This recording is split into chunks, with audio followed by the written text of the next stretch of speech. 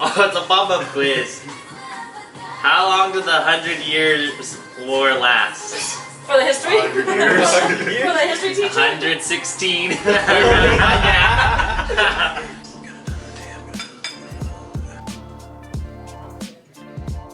I feel like you two should move close. No, you want us closer? Yeah.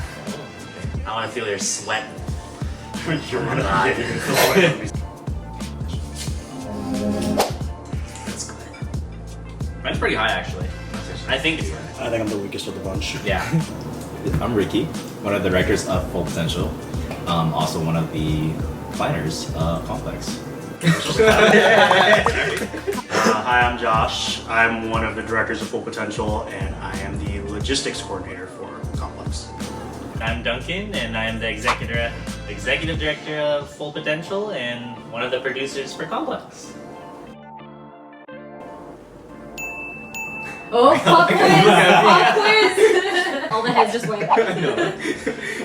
The date is going to be August 19th, which is a Saturday. This will be the 6th one and the first one since the pandemic. What's a memorable dance set? For me, for sure, it would be MVP. It was their very last year being a team, and they're a youth team, and I think it was 2019. It was also the first time we did a youth division. They got first, and I remember it very specifically because they did a Candyland set. The whole costume, the props, and everything was just really well done. All the music was about candy. It was just really fun, and like the kids on stage, because they knew it was like the last time MVP would ever be a team. Like you could see the tears on stage, and then during awards when they won, like everyone was crying, like not just them, but people on stage were crying. It was like a good way to say goodbye to a team that was like around for, I don't know, like 10 to 20 years or something. I think mine was Pink Polo. I was going to say The that, very yeah. first year, when they debuted, everything about them was Pink Polo. The shirts was Pink Polo, their name was Pink Polo, the song they danced to was About a Single. Yeah, the Pink Polo album. Yeah. They won Best Costume for only wearing Pink Polo. Why is it called Complex? We were like at our studio just to try to figure out the name, and we were there for like a good few hours, and all of a sudden, how about we call it Complex because this conversation is too complex.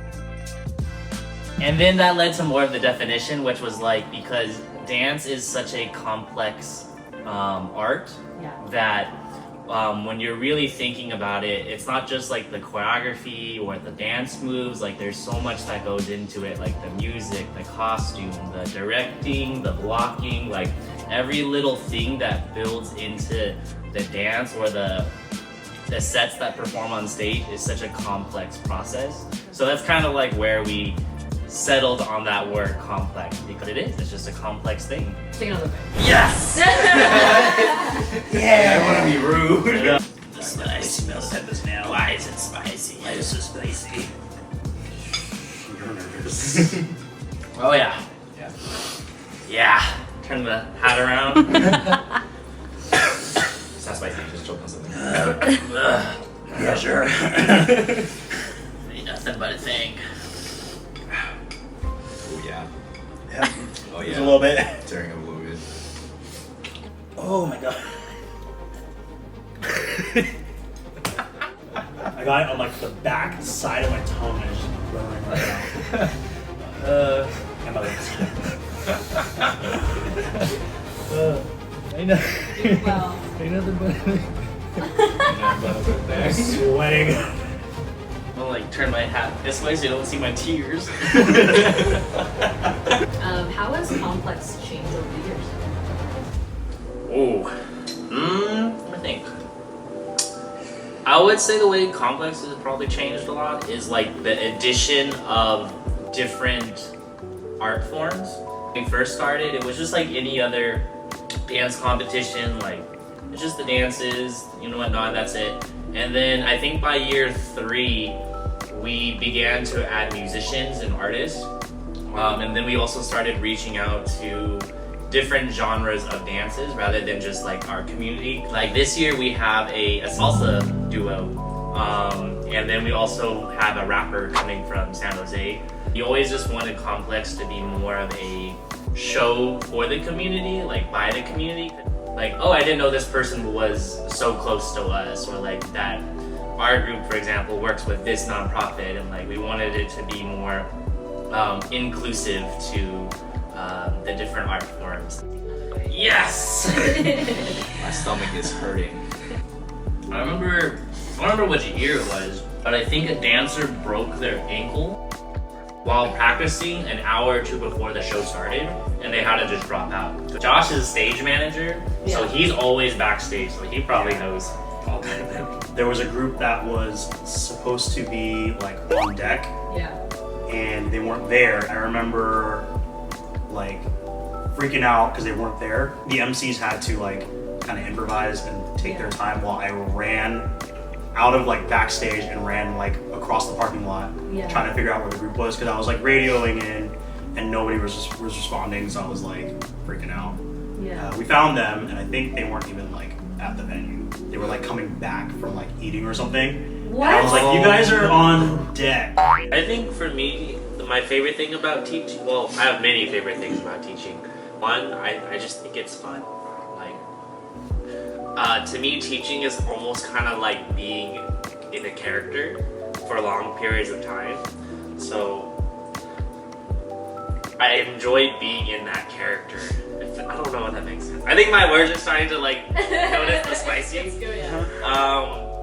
And the second one is the just seeing people, kids, teens, whatever age, like just improve and enjoy the process of being taught.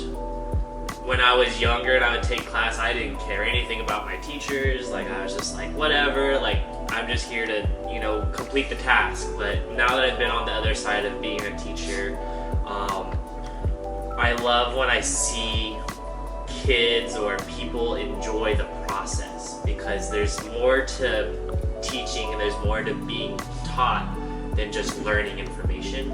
As the teacher, am I completing my job of like giving the students the experience that heightens their life? And they might not even remember who I am in like 20 years, and that's totally cool with me. But for that one specific moment, it was their entire experience in their life, like that one moment. See, I'm gonna get teary-eyed. I mean, it's the spiciness. Spice. It's spice.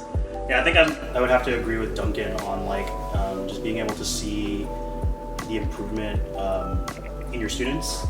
I also teach youth hip hop at the studio that we train at, and a lot of the kids that I teach, when they kind of age out, they end up going to Duncan's class, and just seeing the improvement that kind of started with like little seeds that like I planted when they first started learning till where they're at with Mr. Duncan now. It kind of validates that like what you're doing is making an impact on them. So I have one student who, when he goes out to take classes, he's now starting to like kind of figure out what styles of dance he's like actually into, and kind of relating it to his teachers, like, oh well, Mr. Duncan does this and this, so maybe I want to try something like that, or Mr. Josh does something like this and this, so I want to try taking a class like that. Yeah, I think like when I heard that, I was just like, like, that's really sweet. Okay. Well, they already said the answer actually, but more selfish answer is just kind of like the moments that comes out of teaching, because I like to tell jokes sometimes, and then sometimes when people kind of follow up with those jokes, it's like the best moment ever, because now everyone's just laughing for a good 5 minutes, and then like a good kind of like a friend bonding kind of moment with everybody. So that's more of like a selfish moment for me, because I kind of like look for those moments as well. So just being up there and like, this is my moment. Like, I'm sharing it with all you guys, but this is really just for me. It's funny, at practice, I feel like Josh and I are usually pretty serious, and then Ricky's just like cracking jokes all the time. You're like, it makes sense now. Yeah, that makes sense. It does keep practice light though. Looking forward to seeing people. Yeah. Because it's been a while since show's been up, and then everybody, all the teams we know, all the people we know on these teams have gotten together. So it's like a reunion type thing, and sometimes it is small talk in between those breaks. So it's just nice catching up with those people. And I agree. Like ever since the pandemic, only like 2 or 3 competitions have come back, right? And it's like it's really sad that we're still kind of in this phase of rebuilding the community and like having these shows come back. And so that's what I think I'm really excited for. Like our complex. Buy tickets. Go to our Instagram. Link down below. Who you want to tag? I know who I want to tag. But I don't know who they want to tag. I would like to tag 2 good friends of ours, Vincent Huang and Vivu. V&V. The V&V.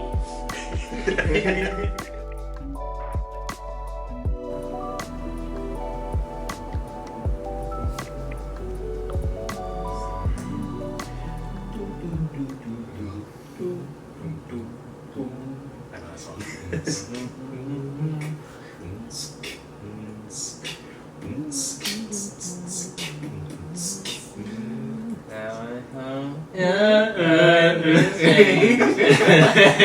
Yeah.